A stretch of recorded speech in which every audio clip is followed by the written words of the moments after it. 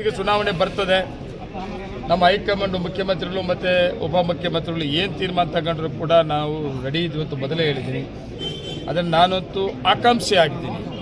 ಆದರೆ ಪಕ್ಷ ತೀರ್ಮಾನ ತಗೊಂಡ್ರೆ ನೀನು ನೋಡಪ್ಪ KMF ಅಲ್ಲಿ ಕೆಲಸ ಮಾಡು ಅಂದರೆ ಅವಕಾಶ ಮಾಡಿಕೊಟ್ರೆ ಮಾಡ್ತೀನಿ, ಬೇಡಪ್ಪ ನಿನಗಿನ್ನೂ ಬೇರೆ ಅವಕಾಶಗಳಿದೆಯಲ್ಲ ಅವಕಾಶ ಮಾಡಿಕೊಡ್ತೀನಪ್ಪ, ಪಕ್ಷ ಕೆಲಸ ಮಾಡು ಅಂತೇಳಿ ಹೇಳಿದ್ರು ಕೂಡ ನಾನು ಒಪ್ತೀನಿ. ಸಿದ್ದರಾಮಯ್ಯನವರು ಅಲ್ಲ, ನನಗೆ DK ಶಿವಕುಮಾರ್ ಅವರನ್ನವರು ಮಾತು ಕೊಟ್ಟಿದ್ದಾರೆ, DK ಸುರೇಶ್ ಅನ್ನವರು ಮಾತು ಕೊಟ್ಟಿದ್ದಾರೆ ಭೀಮಾ ನಾಯಕರು ಮಾಡೋಂಥ ಸಂದರ್ಭದಲ್ಲಿ.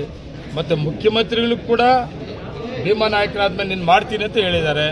ನಮ್ಮ ಜಿಲ್ಲಾ ಮತ್ತು ಸುರೇಶ್ ಅವರು ಕೂಡ ನನಗೆ ಹೇಳಿದ್ದಾರೆ. ನಾನು ಅದನ್ನೇ ನಂಬಿಕೆ ಇಟ್ಕೊಂಡು ಇವತ್ತು ಕೂಡ ಹೈಕಮಾಂಡ್ ಮೇಲೆ ಡಿಫೆಂಡ್ ಆಗಿದ್ದೆ.